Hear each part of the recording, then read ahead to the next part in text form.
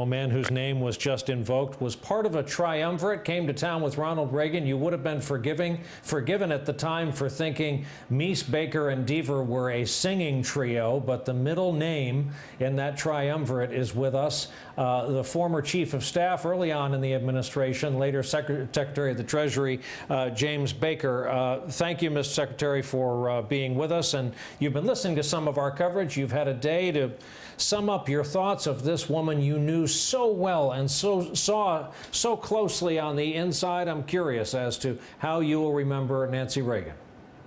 Well, I will remember her in a number of ways, but first, I guess, as a remarkable woman and the other half of a team that restored America's pride and confidence in itself and reinvigorated really our role, our role in international affairs around the world. You know, she was Ronald Reagan's closest advisor. She also was, among other things, his constant protector. She knew when someone in the White House was paddling their own canoe or when they were carrying out the president's agenda. She was very good at that. The president was not particularly good at firing people. She was pretty good at that. You needed somebody who was very close to him to get the job done sometimes.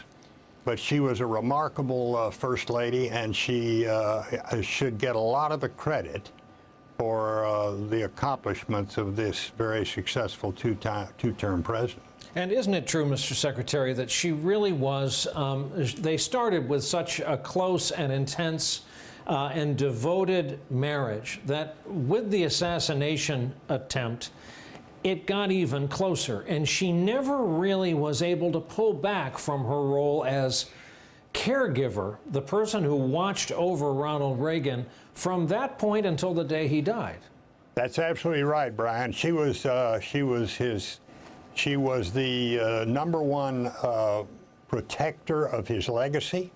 She was his caregiver from the day he was shot onward until he died of Alzheimer's, until he got Alzheimer's. She would not let anyone other than family, of course, go in there and see him after a certain period of time in order to protect his dignity. She was very, very good about protecting his legacy. And of course was his soulmate, and had an extraordinarily wonderful love affair with him for the latter part of his life. And as I said to someone earlier today, if you got sideways with her, that was not a good place to be, as a man named Don Regan found out. He came from Merrill Lynch to bring a kind of business sense, as I recall, to the West Wing. What went wrong in that relationship? Because, man, it went south in a hurry. Well, I think what went wrong was that Don really didn't understand the job. He had been a very fine Secretary of the Treasury. He was actually, he was Ronald Reagan's favorite cabinet member. They were both Irishmen, not too far apart in age. They used to get together and tell Irish stories. But Don looked at this job of White House Chief of Staff, which may, of course, be the second most powerful job in Washington, but which is a staff job. It's Chief of Staff. He liked the chief part of the title. I'm not sure he liked the staff part too much, but he got crossways with the First Lady fairly quickly, and that's a hanging offense. In fact, he hung the telephone up on her one time. Somebody asked me about that. I said, that's really a hanging offense, and I think that's what cost him his job. But that's the kind of person that Nancy was. She was the president's protector, and you're quite right. You didn't cross her in that White House, but she contributed mightily to his success. And even in her later years, she had the house in Bel Air. They had a nice residence up at the Reagan Library where she spent time. She would walk visitors out to her husband's burial site. She was still a product of that union. She would talk constantly about how much she missed him, even though she was entertained by a vigorous circle of friends, entertained by the latest news and gossip from Hollywood. It really was this yawning gap in her life, and it started when the veil of Alzheimer's came over him and he was robbed of their memories together.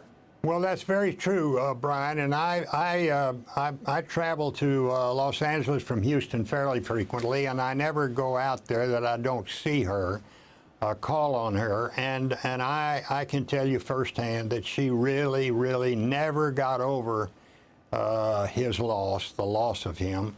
And she did miss him, and she would say that. She was not bashful about telling you how much she missed him, and that was indicative to me, at least, of how deep and lasting their love was.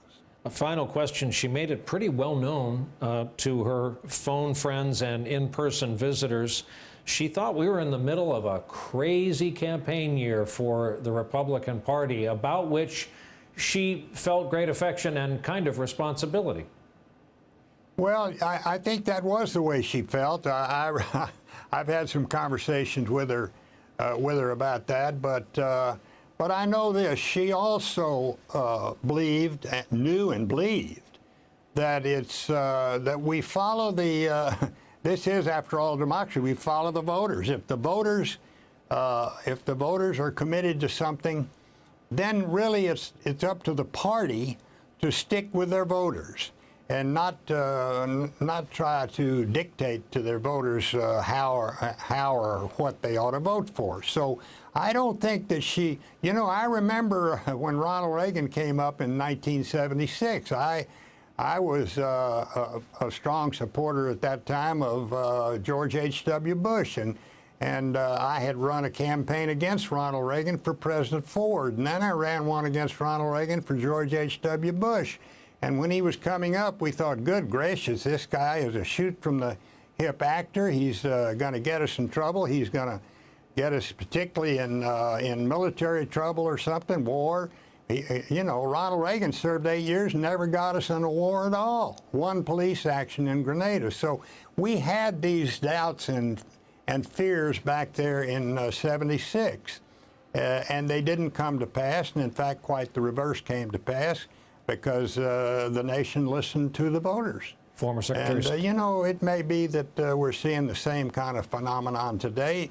At least there's some similarities. It's a different time, I grant you that. And there's a lot going on in this campaign this year that would not have gone on in a campaign that Ronald Reagan was a part of. But there are some similarities. Former Secretary of State James Baker has been kind enough to join us from Houston, Texas. Mr. Secretary, thank you very much for your time and your memories. Thank you, Brian.